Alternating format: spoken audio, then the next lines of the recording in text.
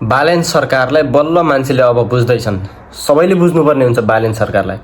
त्यो विषयमा भन्दै गर्दा अब यो अडियोहरू सुन्नुभयो होला तपाईँले, पक्कै पनि अहिले भाइरल भइरहेको छ। कहाँबाट? प्रधानमन्त्री कार्यालय। हजुर हजुर भन्नुहोस् त, प्रधानमन्त्री कार्यालयबाट के गर्नुपर्ने थियो होला? पुरै अडियो सुन्न मन लागि चाहिँ मैले भिडियोको अन्तिममा राखेको छु। अब यो हेर्नुहोस्, नोटिस प्रकाश खड्कालाई चाहिँ कानुनी दायरामा ल्याउने विषयको नोटिस।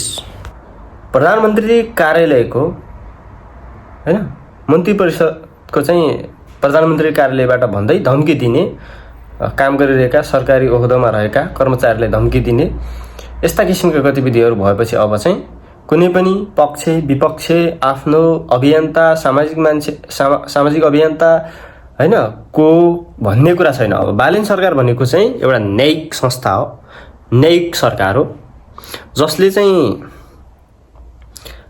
आफ्नो पनि भन्दैन, पराई पनि भन्दैन, सत्य र साँचो कुरा र सरकारलाई चाहिँ एउटा पारदर्शी ढङ्गले चाहिँ सञ्चालन गर्ने एउटा सरकार बनेको छ।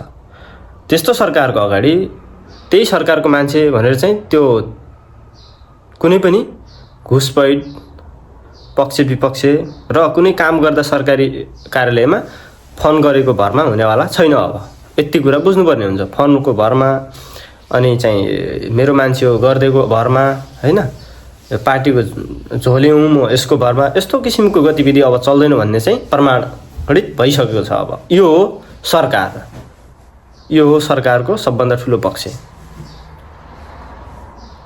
ल धन्यवाद तपाईहरुलाई। यो भिडियो चाहिँ हेर्नु होला, यो क्लिप चाहिँ सुन्नुस् तपाईहरुले। यो भिडियो। हेलो हजुर। हेलो हेलो हाम्रो सचिवज्यू हो तपाईँ? हजुर म प्रकाश खड्का बोले हैन। कहाँदेखि बोल्नुभयो हजुर? म यता पिएमओ भन्ने थाहा छ तपाईँलाई? कहाँ भन्नुभयो? एकछिन भन्नु। कहाँबाट? प्रधानमन्त्री कार्यालय। हजुर हजुर भन्नुहोस् त, प्रधानमन्त्री कार्यालयबाट के गर्नुपर्ने थियो होला? ए मैले त्यहाँको स्थानीयलाई त्यहाँ एउटा सिफारिस ल्याउनलाई भनेर भनेको थिएँ। त्यहाँ अघि तपाईँ त्यो फोन तपाईँ नै हो कि को हो भन्नु? हो म आफै बोलिरहेको छु, भन्नुहोस् त के होला भन्नुहोस् न।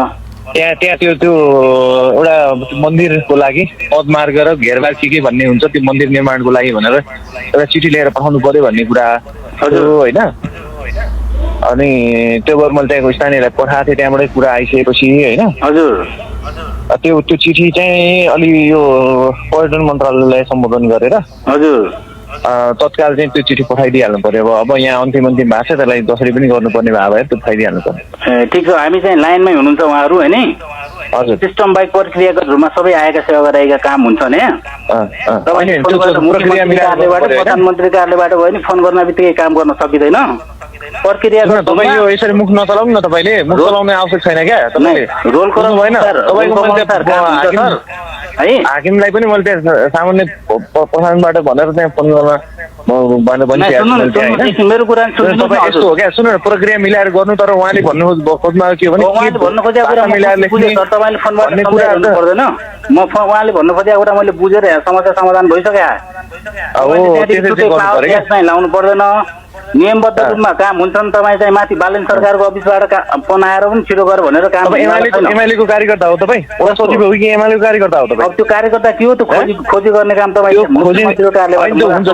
मुख्यमन्त्री होइन? यहाँ मुख्यमन्त्री कार्यालयबाट भएको भए तपाईँ एमएलको झोले भएर चाहिँ टेर्नुहुन्छ होला। अहिले तपाईँले टेर्नु भएको प्रधानमन्त्री कार्यालयबाट निर्देशन आइसकेको थियो। अब के भइरहेछ? त्यहाँबाट अगाडि बढ्छ कि काठमाडौँबाट हजुरहरूले के गर्नुहुन्छ? यहाँबाट बढ्छ। यहाँ पीडित पक्ष पनि आउनु भयो, उहाँहरूले जारी दिनुहुन्छ। हजुर खोजी कार्य भइसकेको छ, सबै कुरा उसलाई ट्र्याकिङ सबै कुराले गरिसकेको छ। अब हेरौँ उसलाई खोजी कार्य भइरहेको, कानुन कारबाही हुन्छ।